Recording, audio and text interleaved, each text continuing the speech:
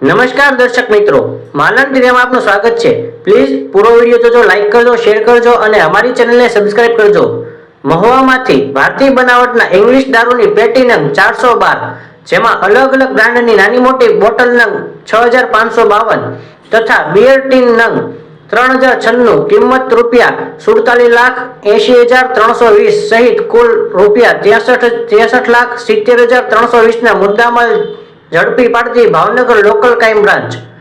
મળતી વિગત પ્રમાણે જોઈએ તો તારીખ 18/12/2025 રોજ ભાવનગર એલસીબી પોલીસ સ્ટાફના માણસો ભાવનગર મહુવા ટાઉન વિસ્તારમાં પેટ્રોલિંગમાં હતા તે દરમિયાન બાતમી મળેલ કે નેસોડ ગામથી ભાણવડ ગામ તરફ જવાના રસ્તા ઉપર કોઠાવાડી ખોડિયારમાંના મંદિર પાસે એક બંધ બોડીના Ashok Leyland truck register number GJ23AW5070 માંથી ઇંગ્લિશ દારૂનું કોટિંગ કરવાની ફિરાકમાં છે।